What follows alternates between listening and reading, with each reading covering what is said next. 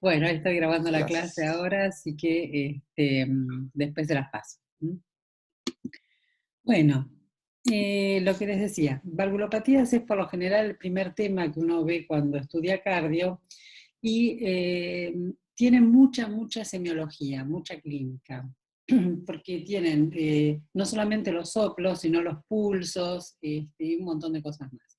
Entonces, en la primera parte vamos a hablar de las generalidades de las válvulas, como para entender un poco la fisiología y la mecánica de las válvulas, por qué voy a tener estenosis o insuficiencia de algunas válvulas en la sístole y de otras en la diástole. Y después vamos a ver cada una de ellas. En realidad se estudian siempre las del lado izquierdo porque las del derecho son iguales, pero bueno, vamos a ver de la aorta y de la mitral principalmente las cuatro patologías con mucho detalle. Bueno, para empezar hacemos un pequeño repaso de lo que es la anatomía cardíaca y la circulación. No hay mucho para decir que no sepan. La sangre llega por la vena cava superior y inferior a lo que es aurícula izquierda. Vamos a admitir, alguien más. Y de ahí la aurícula va a llenar el ventrículo izquierdo, el ventrículo derecho. Ya arrancamos mal. Llega a la aurícula derecha y llena el ventrículo derecho. Después esa sangre se va a ir hacia a la arteria pulmonar para los pulmones, para volver por las venas pulmonares, que tenemos dos de cada lado, a la aurícula izquierda. Pasa al ventrículo izquierdo y de ahí a la aorta y sale a la circulación general. Nosotros, para que este circuito se cumpla así, nosotros tenemos en el cuerpo un aparato valvular que está compuesto por cuatro válvulas. Dos válvulas se llaman válvulas aurículo-ventriculares, que son las que separan las aurículas de los ventrículos, la mitral del lado izquierdo y la tricúspide del lado derecho. Y dos válvulas, que son las válvulas sigmoides o semilunares, que son las que separan los ventrículos de las dos grandes arterias, el ventrículo derecho de la pulmonar y el ventrículo izquierdo de la aorta. Entonces, en la medida que estas válvulas se van a abrir y cerrar en las distintas etapas de sístole y diástole, eso me va a permitir que la sangre vaya primero al pulmón a oxigenarse, vuelva y de ahí salga a la circulación general. Y que no se me vaya para cualquier lado, ¿sí? Así que este es el pequeño repaso que hacemos de anatomía cardíaca y circulación, que no es nada nuevo porque ya lo saben. Bueno, las válvulas en sí. Tenemos como dos parejitas de válvulas, ¿sí? Y estas dos parejitas, cada una va a actuar como una unidad. Esto quiere decir que si yo tengo una estenosis en las válvulas, alguna de las válvulas aurículo-ventriculares, en la otra me va a pasar exactamente lo mismo en el mismo momento, ya sea en sístole o en diástole. Y lo mismo si tengo insuficiencia. Entonces, cada una de estas se va a comportar de manera parecida y va a ser exactamente opuesta a las otras, a la otra parejita. Por un lado tenemos las válvulas auriculoventriculares que separan las aurículas de los ventrículos y tenemos del lado derecho la tricúspide y del lado izquierdo la mitral. Estas válvulas yo las voy a tener abiertas cuando estoy en diástole, porque en la diástole es cuando se llenan los ventrículos de sangre. ¿tá? Entonces ahí yo las tengo que tener abiertas. Y se cierran y permanecen cerradas durante la sístole. Durante la sístole los ventrículos se van a contraer fuertemente para expulsar la sangre por la arteria pulmonar y la arteria aorta. Entonces, la tricúspide y la mitral, que son las aurículo-ventriculares, van a estar siempre abiertas durante la diástole y van a estar siempre cerradas durante la sístole. Lo opuesto, exactamente lo opuesto, va a pasar con las válvulas sigmoides o semilunares.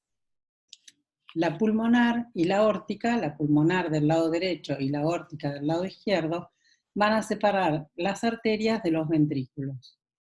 Y estas van a estar exactamente al revés. Estas van a estar cerradas durante la diástole para permitir que se llene el ventrículo y la sangre no se escape, y van a estar abiertas en la sístole para poder largar todo el chorro de sangre por los vasos, ¿sí? Por la arteria pulmonar y por la arteria aórtica.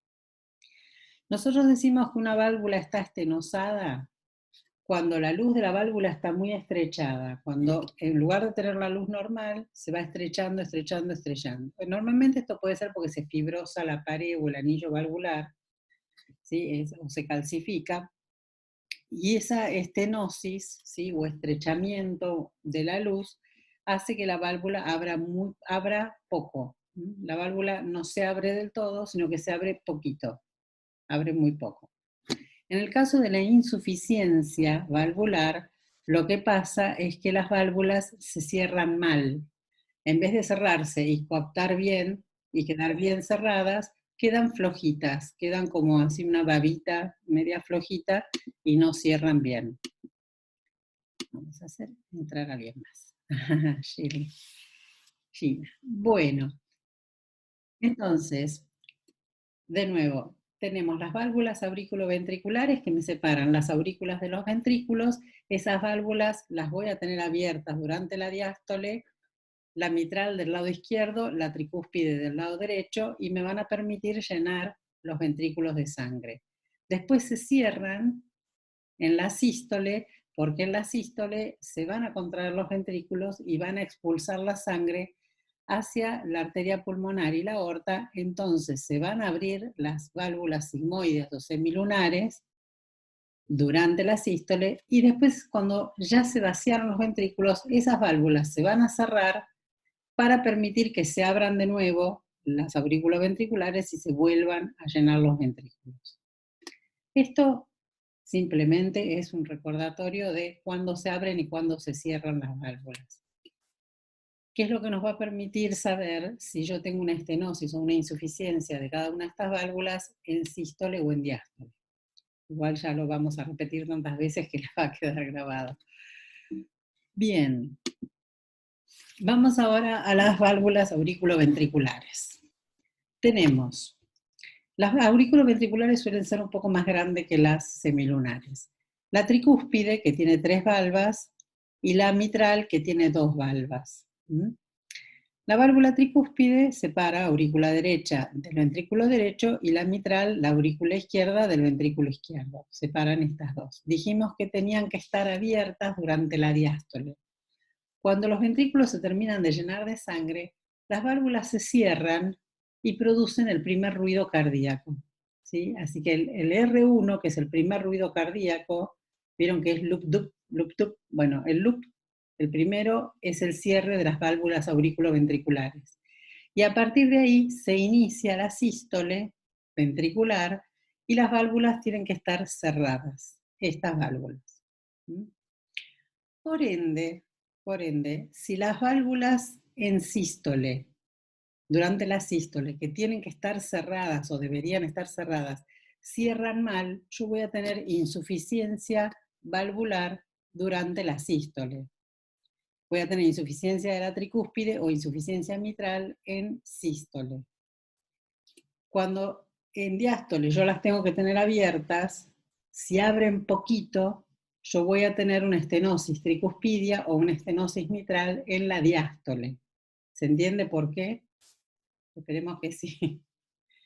Cualquier cosa que no entiendan, ustedes me paran, yo repito, vuelvo a explicar. Así que cierre de las válvulas auriculoventriculares me produce el primer ruido cardíaco. Durante la sístole tienen que estar cerradas, ¿sí? Para que no haya rémora de sangre del ventrículo hacia la aurícula. Si la válvula cierra mal, tengo insuficiencia mitral o tricuspidia durante la sístole. Y si tienen que abrir en el periodo de diástole y no abren bien, entonces tengo estenosis, tricuspidia o mitral en la diástole. Bien, no abren bien o abren poquito. Muy bien. Hay dos patologías congénitas que son interesantes de estas dos válvulas auriculoventriculares, que son la enfermedad de Epstein o anomalía de Epstein y la enfermedad de Barlow o prolapso de válvula mitral o válvula en paracaídas. La enfermedad de Epstein, tenemos a alguien más, esperen un minuto, ahí está. Bueno, la enfermedad de Epstein es una anomalía congénita que consiste en que la válvula tricúspide, que es la auriculoventricular del lado derecho, no se implanta donde se tendría que implantar, sino que se implanta mucho más abajo. Por esta razón, yo voy a tener una megaaurícula derecha y un mini ventrículo chiquitito del lado derecho. Además, esta enfermedad de Epstein, además de la implantación baja que tiene la válvula tricúspide, va a tener una comunicación interauricular y puede estar asociada también a uno de los síndromes de preexcitación, que es el Wolff-Parkinson-White, que ya lo habíamos visto.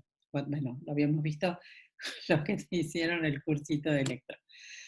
Bueno, los pacientes pueden estar asintomáticos totalmente o bien pueden tener disnea, fatiga, arritmias, principalmente lo que es el Wolff-Parkinson-White.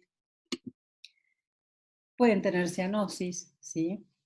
Porque ustedes imaginen que el ventrículo derecho es el que en la sístole ventricular va a expulsar la sangre para que vaya a oxigenarse. Y lo que yo voy a tener acá es un volumen muy grande de sangre venosa que no está oxigenada y que persiste. Entonces, bueno, de ahí viene también un poco la disnea, la fatiga y la cianosis. Así que enfermedad de Epstein es esta anomalía de la válvula tricúspide que está implantada más abajo de lo normal. Tengo una megaaurícula derecha, un mini ventrículo derecho, y el paciente puede estar asintomático o puede tener disnea, fatiga, arritmias, cianosis, y muchas veces está asociado con con una cardiopatía congénita, que es la comunicación interauricular. Bien, en el caso de la válvula mitral, la, la anomalía congénita que tiene es la enfermedad de Barlow. Esto se suele ver en mujeres muy flacas, altas, delgadas, muy altas, que por lo general tienen enfermedades como Marfan o enfermedad de Ehlers-Danlos, ¿sí? Que son, ay, se me cayó Emi. Bueno, a veces se caen se les cae la conexión. Yo digo se caen de la clase, pero bueno, se cae la conexión.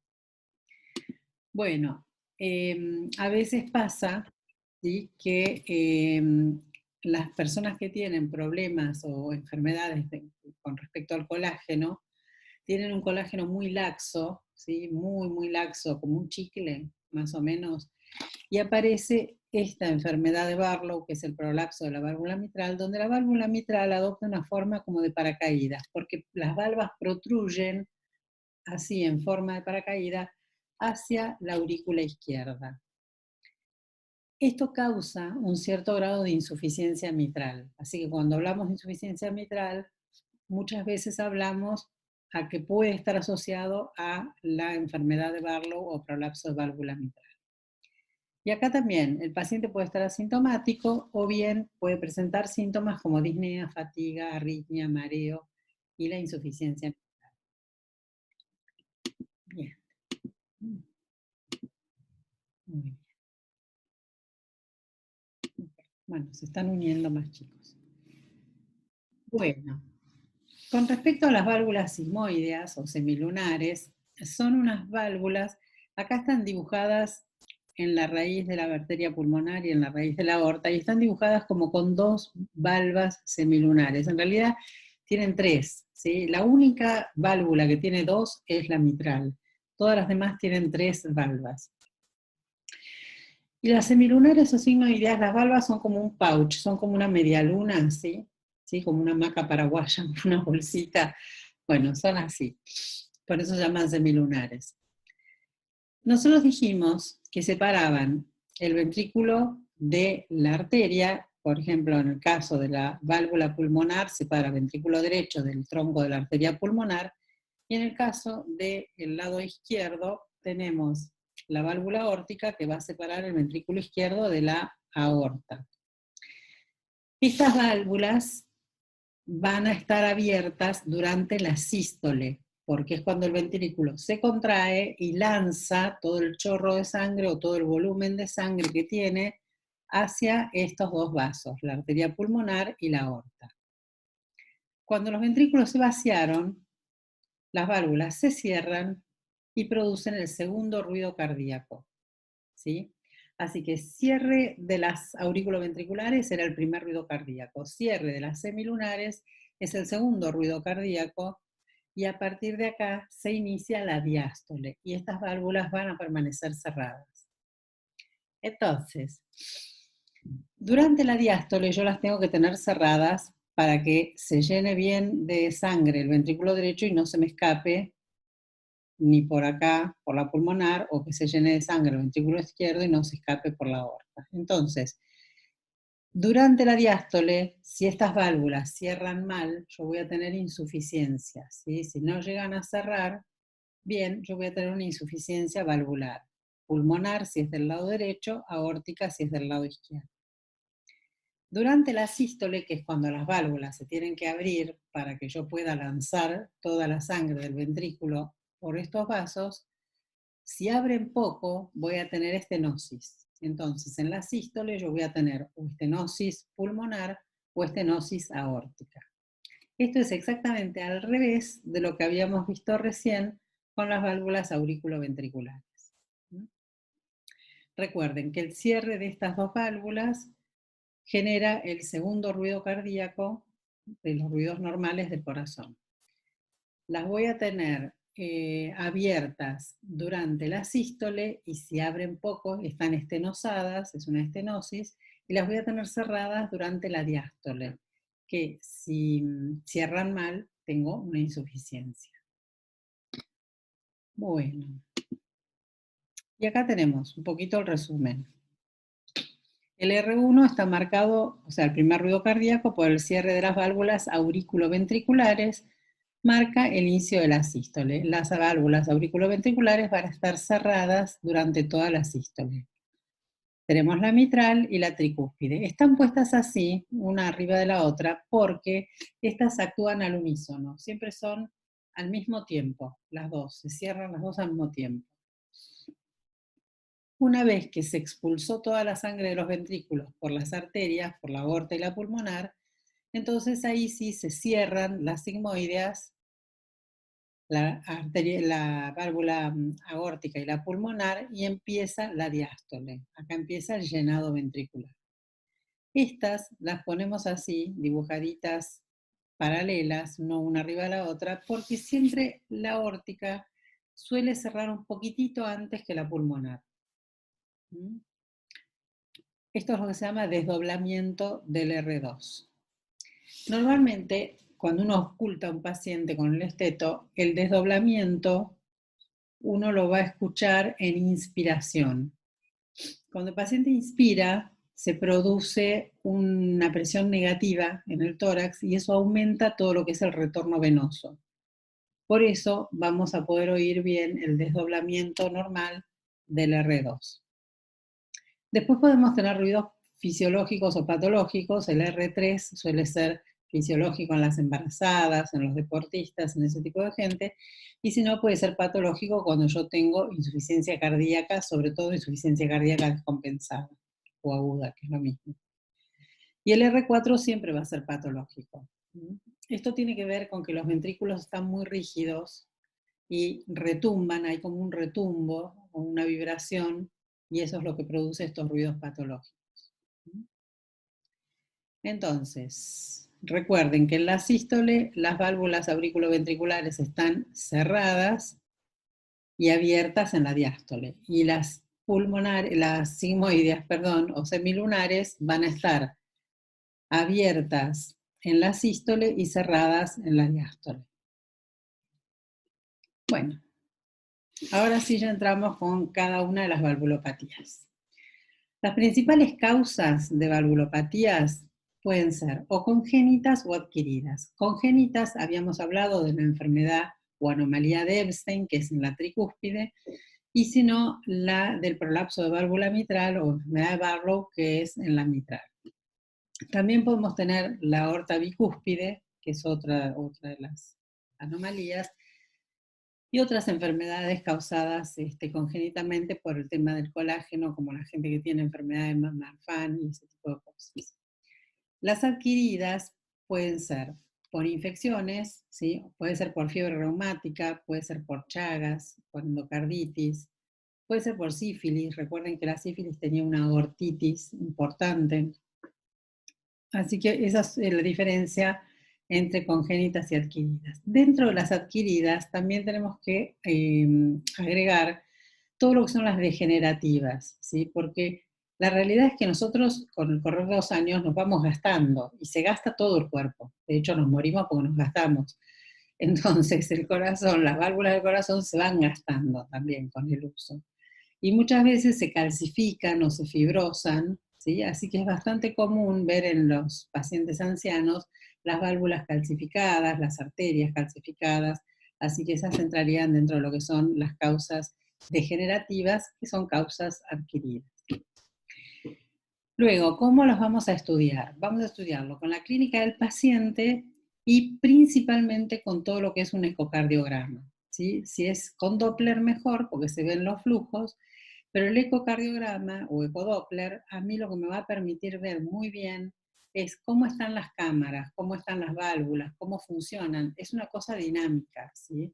Cómo están las presiones, cómo están los flujos, si cierran bien, si no cierran bien, si tienen, cómo está, digamos, el gradiente que se forma de presiones, cómo está la superficie de apertura de la luz, me salía la luz, ¿sí? Y en los electros, cuando vimos la parte de electros, habíamos visto que teníamos dos tipos de P patológicas, la P pulmonar y la P mitral, que pueden verse justamente cuando hay valvulopatías. Tratamiento. El tratamiento se puede hacer una cirugía o se puede hacer con hemodinamia. Hay dos tipos de tratamientos. Uno es la valvuloplastia o valvuloplastía, según como lo pronuncien, que es la reparación que se suele hacer con hemodinamia, o a veces se hace lo que se llama una toilette quirúrgica, que es cuando hay que raspar o sacar parte, y la valvuloplastía es más de arreglar lo que está mal. Y si no, la cirugía de recambio valvular. Entonces se puede poner una válvula protésica que puede ser biológica o puede ser mecánica. Ahora, lo más importante de todas las valvulopatías, no me odien, va a ser toda la parte clínica, es decir, toda la semiología que presenta, porque seguramente en los exámenes les van a poner casos clínicos y ustedes tienen que decir, bueno, si tiene todo esto, lo más probable es que sea una valvulopatía y que sea esta o aquella. Lo que vamos a estudiar en un paciente en la parte clínica es, por un lado, el pulso periférico, el choque de punta, los ruidos, tanto los normales como los agregados, si están disminuidos o si están aumentados, y los soplos. El tema de los soplos es muy importante. Yo la primera vez que escuché un soplo fue cuando estaba rotando clínica médica y la verdad es que el R1 que estaba conmigo me dice, escucha el soplo, mira qué bueno escuchar el soplo. Y era una señora que estaba internada con una neumonía, y yo no sabía si era un soplo tubario por el bronco permeable o si era un soplo cardíaco, no sabía muy bien qué era, se escuchaba el soplo, pero bueno, no tenía muy claro qué era. Al final era un soplo aórtico, creo que era, una estenosis aórtica. Bueno, los soplos pueden ocurrir en la sístole, en la diástole o ser soplos continuos, que son sistodiastólicos, ocurren todo el tiempo. Y además, todos los soplos de insuficiencia valvular son soplos regurgitantes, ¿sí? Son soplos regurgitantes o aspirativos, mientras que los soplos de estenosis son soplos eyectivos. Ustedes piensen que si yo tengo una manguera para regar las plantas, si yo la boca de la manguera la aprieto y reduzco la luz, sería lo similar a lo que es una estenosis, el chorro va a salir con mucha más fuerza, el chorro de agua. Eso es lo que pasa en una estenosis. Mientras que en la insuficiencia está como muy flojito todo y no termina de cerrar bien, entonces el chorro que sale vuelve otra vez a entrar, porque esas válvulas no se cierran bien. Por eso se llama regurgitante. Bueno, acá es un poco lo que estaba diciendo recién. Estenosis, la válvula abre muy poco y tiene un soplo eyectivo. Y acá vemos, por ejemplo, la estenosis aórtica que ocurre durante la diástole. En la diástole, ¿sí? Lo dije bien, creo que sí. Ya estoy. Ustedes lo que van a ver en la estenosis aórtica es que la apertura normal de la válvula es más o menos alrededor de 3 centímetros, ese sería el diámetro normal, pero que se puede ir fibrosando o calcificando y tiene 3 grados, leve, moderada y severa, y se me va achicando la luz, que se mide siempre en centímetros cuadrados. Entonces, cuando mide menos de 3 centímetros cuadrados es leve, si mide menos de 1,5 centímetros es moderada, y si mide menos de 1 centímetro ya es crítica, porque le queda penitas una luz. Y lo otro que puede pasar, ¿sí?, es que haya una insuficiencia valvular. Entonces, en este caso, una insuficiencia de la válvula aórtica, cuando el ventrículo en sístole se contrae y expulsa todo el contenido de sangre por la aorta, si esta válvula se cierra mal y queda ahí, vuelve el chorro de sangre para atrás. Muchas veces cuando vuelve para atrás, golpea esta válvula que está acá, que es la mitral, golpea la valva anterior de la mitral y hace un cierre precoz de la mitral también. Pero bueno, recuerden que cuando hay una insuficiencia, la válvula cierra mal y queda como una luz chiquita, y por ahí toda la sangre que se fue vuelve para atrás y se vuelve un chorrito o un jet, ¿sí?, que vuelve para atrás. Bueno, estos son los focos de auscultación, por si alguien se los llega a preguntar. Tenemos el foco aórtico, el pulmonar, el tricuspidio y el mitral. Había una regla mnemotécnica que decía, ahora puedo trabajar mucho, para recordarse los nombres de los focos. El foco aórtico lo tenemos en el segundo espacio intercostal del lado derecho, sobre el borde esternal. El pulmonar lo tenemos a la misma altura, pero del lado izquierdo. Después tenemos el foco tricuspidio, donde está el apéndice sifoides, y el foco mitral, que por lo general está en el cuarto o quinto espacio intercostal, donde está el ápex del corazón, línea media clavicular. Tomamos la clavícula, la mitad. Y tenemos un foco que es el foco accesorio de Erb, ¿sí?, que es un foco aórtico también accesorio de Erb, en el tercer espacio intercostal izquierdo. Estos son todos los focos, en realidad no presentan mucha dificultad. Bueno, ahora sí, vamos a hablar un poquito de cuándo tengo insuficiencia, cuándo tengo estenosis y qué pasa en cada uno de los momentos del corazón. Lo que habíamos dicho era, al principio de todo, las válvulas auriculoventriculares yo las tengo que tener abiertas durante la diástole y cerradas durante la sístole, tanto del lado derecho del corazón como del lado izquierdo, de los dos. Del lado derecho voy a tener la tricuspidia, del lado izquierdo voy a tener la mitral. En la sístole yo tengo que tenerlas cerradas. Si la tricuspidia o la mitral cierran mal, yo voy a tener una insuficiencia tricuspidia del lado derecho o una insuficiencia mitral del lado izquierdo en la sístole, que es cuando tendrían que estar cerradas. Al revés, si en la diástole yo tengo un problema, va a ser una estenosis, porque en la diástole yo las tengo que tener abiertas. Entonces, si abren poco, tengo una estenosis tricuspidia del lado derecho en la diástole o una estenosis mitral del lado izquierdo en la diástole. Con las válvulas sigmoideas pasa exactamente lo opuesto. Las sigmoideas yo las tengo que tener abiertas en la sístole para que el ventrículo pueda expulsar la sangre por los vasos, por las arterias, y si abren poco, yo voy a tener en la sístole una estenosis pulmonar del lado derecho y una estenosis aórtica del lado izquierdo. En la diástole esas válvulas tienen que estar cerradas para que no se escape la sangre por ahí, y voy a tener una insuficiencia pulmonar en la diástole del corazón derecho y del lado izquierdo una insuficiencia aórtica durante la diástole si es que no cierran bien. Bueno, esto lo dejo así como para que lo repitan como loro, así que y quede claro.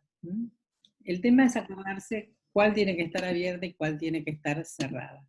Si ustedes se acuerdan de eso, en qué momento tienen que estar abiertas y en qué momento tienen que estar cerradas, van a ver cuál es la patología. Bueno, vamos ahora con lo que es estenosis aórtica.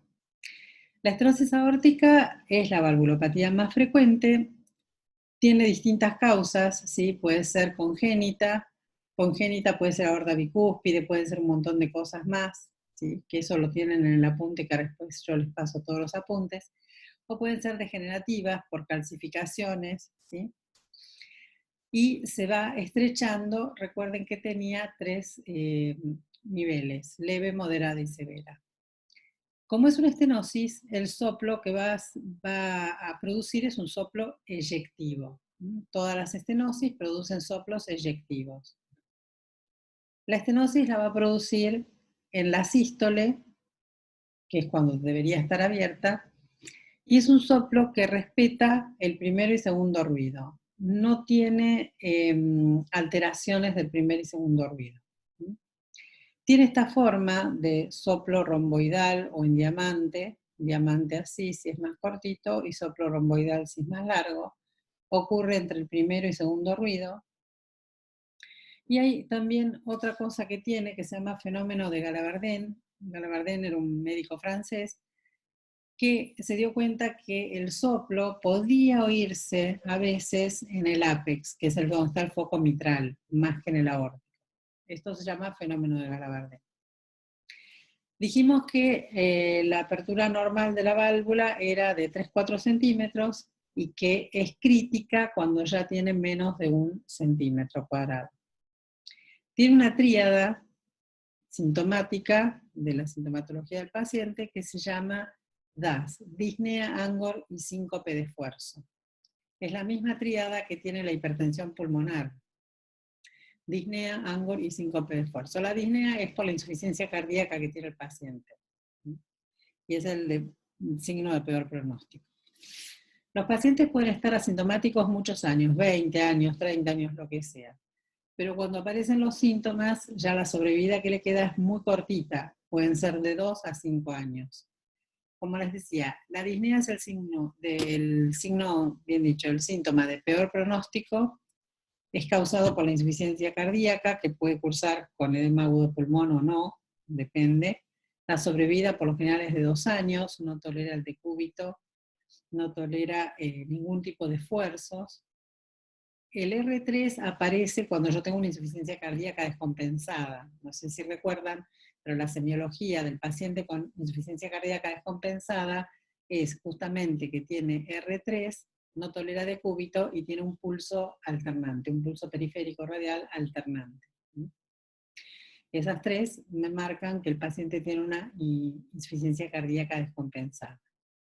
El ANGOR es, digamos, quizás el mejorcito, marca una sobrevida de 5 años. Y el síncope de esfuerzo es un síncope, es decir, el paciente se va a desmayar cuando hace algún tipo de esfuerzo. Por ejemplo, cuando corre un colectivo o cuando quiere subir, qué sé yo, 2 pisos o un piso, no sé, por la escalera y no puede. O sea, cuando hace algún tipo de esfuerzo, se desmaya.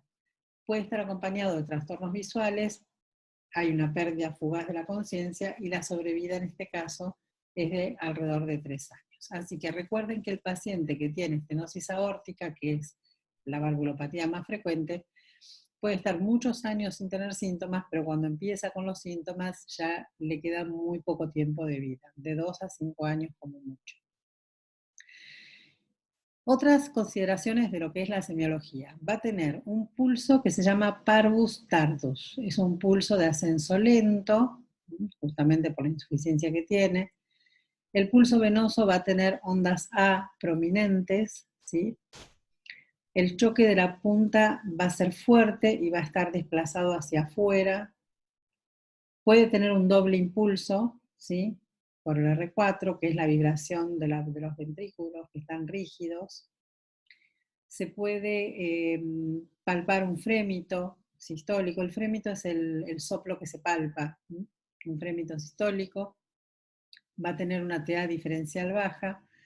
Y el segundo ruido, que se acuerdan que tenía un componente aórtico y un componente pulmonar, puede estar desdoblado y ser paradojal. Paradojal quiere decir que primero voy a escuchar el componente pulmonar y después el componente aórtico.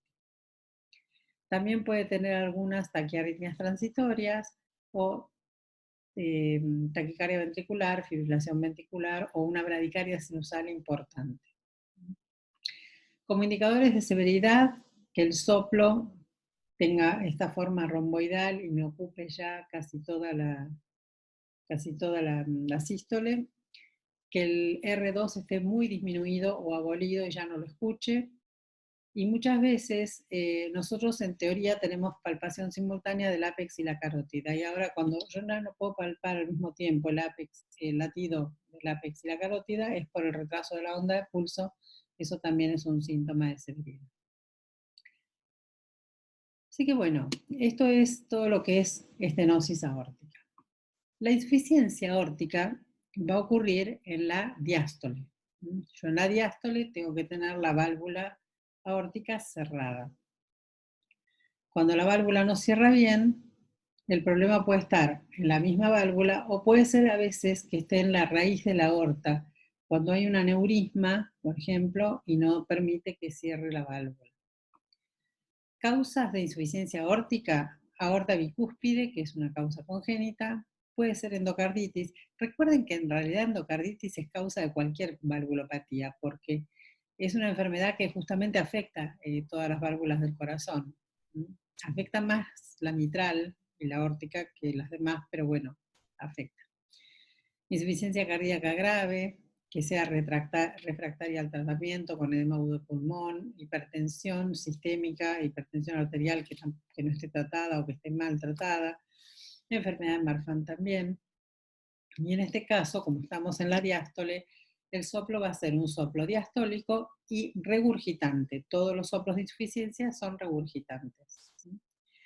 Es un soplo aspirativo, como para adentro, de alta tonalidad, y tiene un nombre propio que se llama Baltasar Foster. Ahora, hay otro soplo que siempre se pregunta, que es el soplo de Austin Flint. Nosotros habíamos visto en unas diapositivas anteriores, cuando yo les contaba acá, cuando yo tengo insuficiencia de la válvula aórtica, la sangre que el ventrículo izquierdo expulsó hacia la aorta vuelve, hace este retorno, y parte de la sangre vuelve a pasar otra vez hacia el ventrículo y pega en la valva anterior de la válvula mitral, que es esta de acá, y la cierra. Entonces, ese cierre precoz de la válvula mitral por el jet regurgitante, ¿sí?, de la aórtica, es lo que produce ese soplo que se llama soplo de Austin Flint. Un poco complicado de explicar, pero bueno, es el jet regurgitante de la insuficiencia aórtica que vuelve para atrás y me cierra precozmente la valva anterior de la mitral. ¿Qué es un soplo sistólico musical? Esto lo escuchan los cardiólogos solamente. Yo la verdad que gracias que pude escuchar un soplo en toda mi vida. Pero bueno, nada, ese es el soplo de Austin Flint. Acá también, yo puedo tener un paciente asintomático durante 20 años, como ocurre en la diástole, es un soplo que lo voy a tener después del segundo ruido, ¿sí? Es un soplo que disminuye o decrece, por eso tiene esta formita de triángulo. Bueno, cuanto más dura la diástole, más dura el soplo, peor pronóstico. Cuando el paciente presenta síntomas después de muchos años, esos síntomas son indicadores de severidad también, y se llaman síntomas periféricos o signos periféricos de insuficiencia aórtica, y son un montón, yo no me acuerdo si eran 12, 10, 12, que los vamos a ir viendo. ¿Qué vamos a tener acá? El pulso va a ser un pulso que se llama Magnus Zeller, porque es un pulso amplio, grande. El pulso carotidio, ¿sí?, se llama pulso colapsante de Corrigan, también se lo puede ver como baile arterial del cuello, es porque hay una TA diferencial muy amplia. El soplo que produce, dijimos que era el soplo diastólico regurgitante, aspirativo. Los signos periféricos ya los vamos a ver, no se preocupen. Puede existir este soplo de Austin Flint por el cierre de la válvula mitral. Y el pulso Bisferiens es un pulso que tiene dos componentes, ¿no? Como que tiene dos golpes de pulso o dos ondas de pulso. También lo podemos llamar alternante. Eso se palpa en la radial o en la carótida, en general en la radial. Y el segundo ruido va a estar muy disminuido o abolido. En estos casos puede aparecer un tercer ruido y un cuarto ruido también. Otra de las cosas que suelen preguntar es qué es el trípode de Hegel. El trípode de Hegel es un soplo sistólico que aparece en el foco aórtico, el choque de la punta en cúpula de Bard, o en bola de billar, se llama así, que es un choque de la punta muy fuerte, que se siente muy fuerte, y el pulso Magnus Eller. Esas tres cosas me dan diagnóstico de insuficiencia aórtica. Como indicadores de severidad, los signos periféricos, que los vamos a ver, el pulso Bisferiens, que es este pulso doble o de doble impacto, la disminución o abolición de los ruidos normales del corazón, R1, R2, si aparece el soplo de Austin Flint y si hay mayor duración de ese triangulito a lo largo de la diástole. Bueno, acá están los famosos signos periféricos. Estos son indicadores de severidad. El salutatorio de Muset es un paciente que con cada latido el corazón hace así con la cabeza, ¿sí? Por eso se llama salutatorio, como que saluda. El de Quinque son las uñas que laten, es decir, lo que pasa es que acá, ahora vamos a ver el videito que está horrible, pero bueno, si lo ven bien. Esta parte blanca se vuelve rosa y alterna blanca, rosa, blanca, rosa. No sé si se ve. Bueno, más o menos. Está horrible porque lo filmé yo con el celular de YouTube. Pero bueno, en YouTube si los buscan todos estos signos los van a encontrar. Después tienen el signo de Müller, que es la úvula que late. Si ustedes le piden al paciente que abra la boca y ven la campanilla o la úvula, van a ver que late con cada latido del corazón, también late la úvula. Becker-Clemens son las pupilas que laten.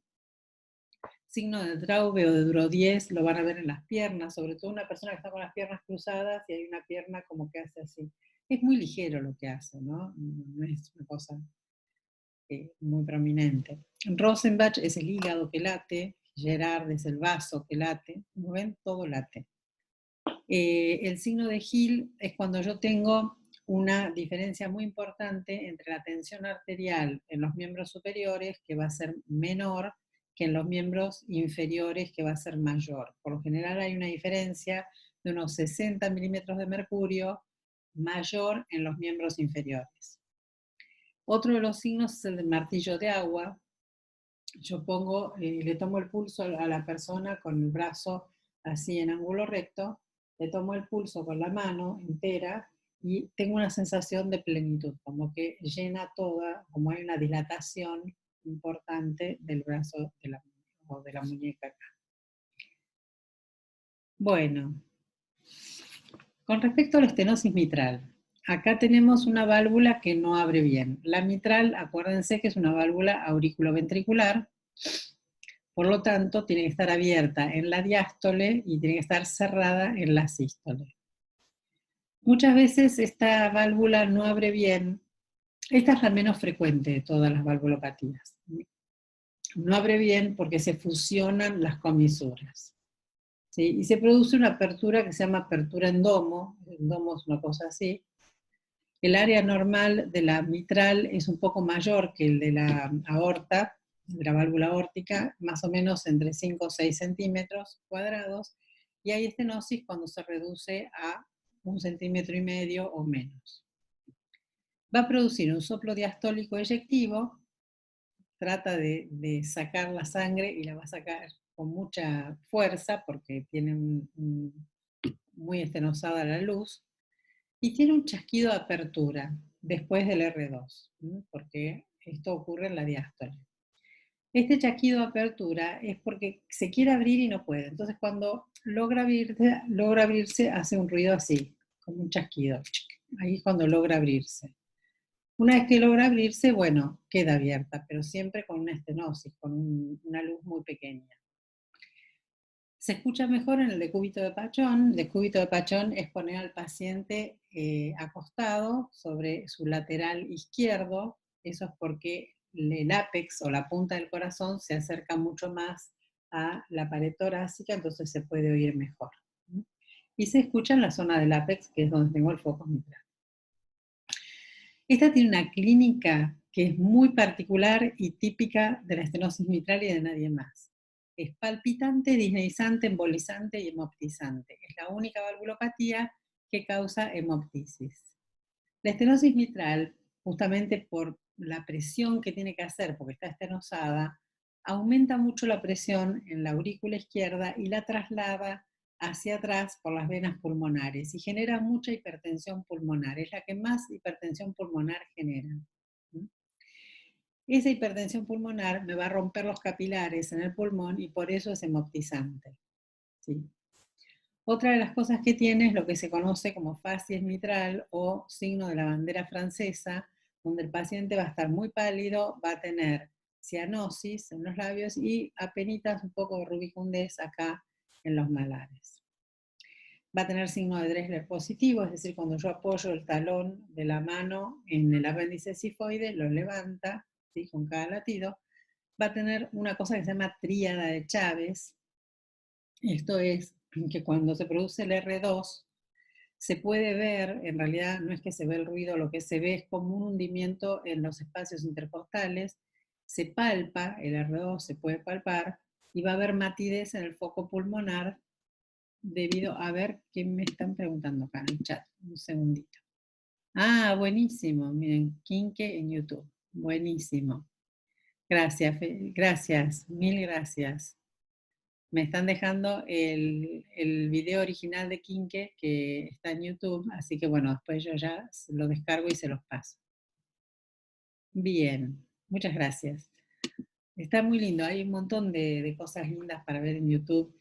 Yo no miro videos más de 10 minutos porque me canso, así que busquen videos cortitos que están interesantes.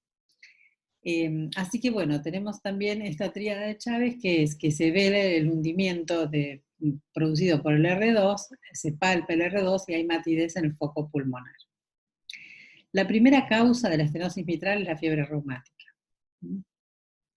Fiebre reumática, ante todo, eso es lo más importante.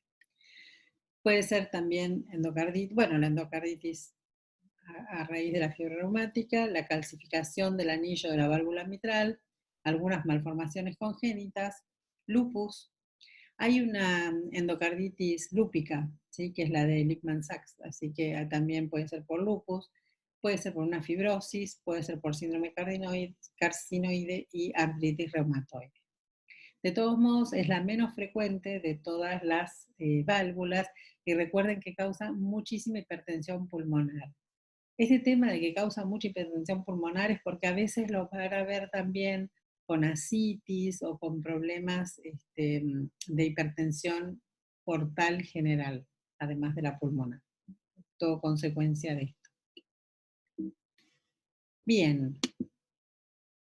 Con el tema de la disnea, palpitaciones, émbolos y hemoptisis. La disnea aparece más o menos después de los 10-15 años de la agresión reumática. Las palpitaciones son porque la aurícula va a estar muy dilatada y se fibrila, ¿sí?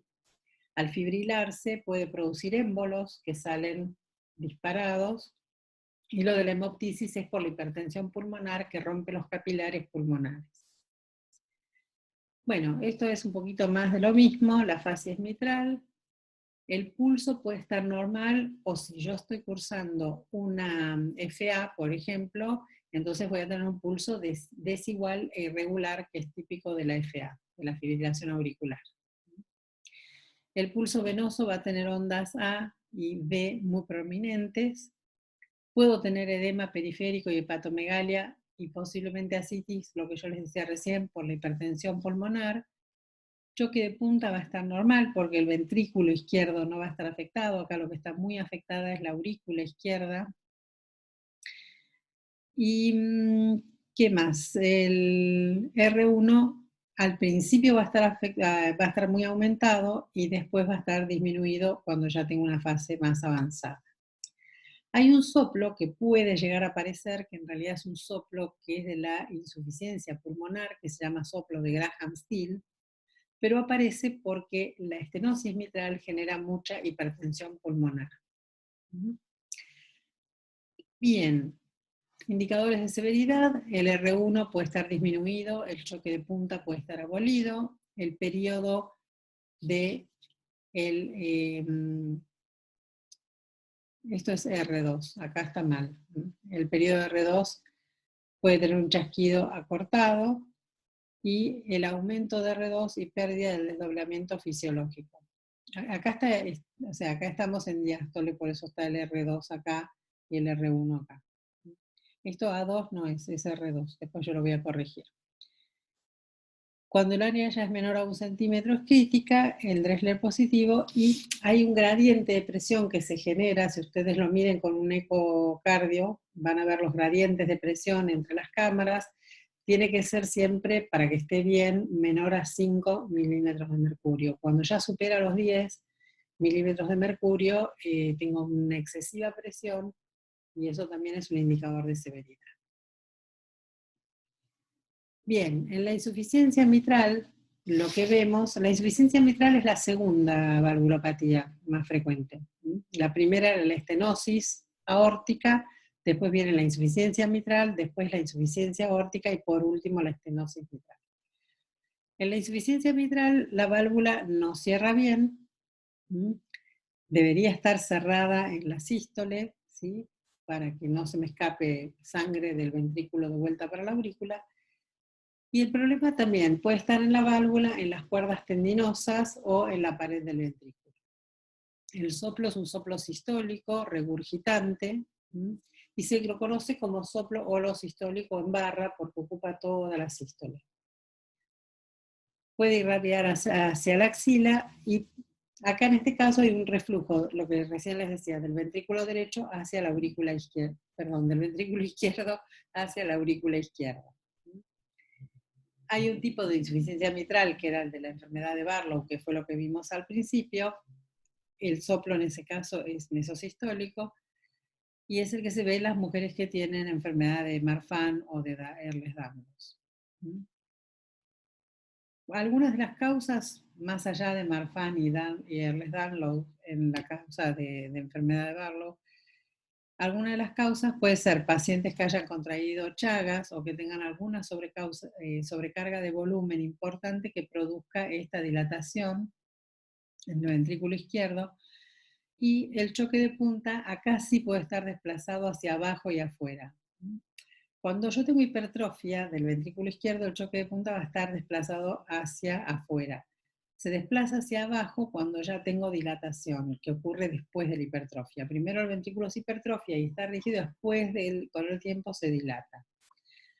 Es un choque que puede ser amplio y enérgico, el pulso se llama Parvus-Seller, los ruidos, el R1 puede estar disminuido y el R2 puede estar desdoblado. Indicadores de severidad, el R2 desdoblado y amplio, tiene un componente aórtico precoz y un componente pulmonar aumentado. Y bueno, acá tienen el soplo holosistólico así en barra, el pulso es Parvus-Seller. La dilatación del ventrículo produce el desplazamiento del choque de la punta y un R3 patológico por reflujo, por sobrecarga de volumen. Es un soplo áspero. Bueno, el tema de los timbres de los soplos, la verdad que lo saben escuchar los cardiólogos. Uno lo único que va a hacer es estudiar de memoria cómo son los soplos. Y cuanto más severa la insuficiencia mitral, más severo es el soplo, más disminuido el R1 y más aumentado el componente pulmonar del R2. Acá tienen cómo funcionan las válvulas vistas con un ecocardio. Este no tiene Doppler, esto es ecocardio solo, porque no tiene Cuando tiene Doppler, ustedes ven los colores rojo, amarillo, azul del flujo que corre. Este es un ecocardiograma común y corriente, pero bueno, de este lado tenemos una vista de las 4 vistas posibles de la válvula mitral cuando funciona normalmente, y acá tenemos lo que se llama enfermedad de Barlow o prolapso de válvula mitral, donde adentro del círculo ustedes van a ver que se forma como como ese paracaídas, digamos, esa cúpula o ese redondelito chiquitito que es las válvulas, las valvas que prolapsan y protruyen hacia adentro de la aurícula izquierda. Bien, hay otros tipos de soplos, ¿sí? Que es el soplo continuo, o en maquinaria de Gibson, o en máquina de vapor, que es un soplo que es holosistólico, sistodiastólico, que ocupa todo, sístole y diástole todo el tiempo. Ocurre en 3 casos. Cuando yo tengo una cardiopatía congénita como la comunicación interventricular, cuando hay persistencia del ductus arterial, el conducto arterioso es el que une la arteria pulmonar con la aorta en la vida embrionaria. Si eso persiste después que el bebé nace y no se cierra, esa persistencia del ductus arterial genera un soplo continuo.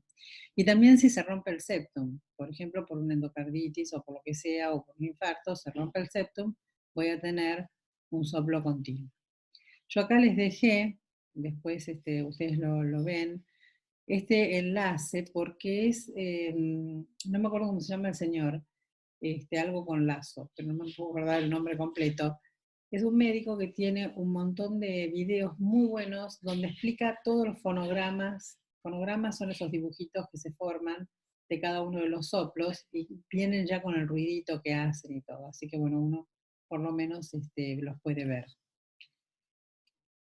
Bien, un resumen y terminamos. La estenosis aórtica se caracterizaba por disnea, angor, síncope de esfuerzo, tiene un soplo eyectivo sistólico, el fenómeno de Gale-Verdén, que era que se podía oír el soplo en el foco mitral, que es el del ápex, y el pulso es parvus talus. ¿Sí? Bien. En la insuficiencia aórtica, lo más importante son los signos periféricos, la úvula que late, las pupilas que laten, todo lo que late, ¿sí? El soplo es regurgitativo o regurgitante diastólico, el pulso Magnus-Zeller, y este tiene choque de punta en cúpula de Barth, que es un choque muy fuerte que tiene como un doble impacto. La estenosis mitral es la queda disneizante, embolizante, palpitante, hemoptizante, tiene la facies mitral, tiene un soplo eyectivo diastólico y causa mucha hipertensión pulmonar y es la menos frecuente de todas. La insuficiencia mitral se asocia muchas veces a lo que es prolapso de válvula mitral o enfermedad de Barlow, no siempre, pero puede estar asociada, y el soplo es regurgitante sistólico. Y con respecto a las válvulas derechas, que normalmente no se estudian, porque siempre se estudian las válvulas del lado izquierdo, la pulmonar es muy similar a la aórtica, tiene un soplo propio que es el de Graham-Still por insuficiencia pulmonar, y la tricúspide tiene las mismas características de la mitral. La diferencia es que las válvulas derechas no irradian ni al cuello, ni a la axila, ni a ningún lado, y tienen lo que se llama el signo de Rivero-Carvalho positivo, y es que aumentan los soplos en la inspiración.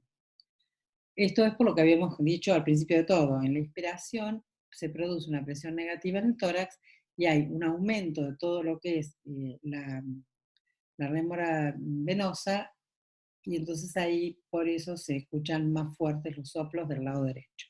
Esto en el lado izquierdo no lo vemos.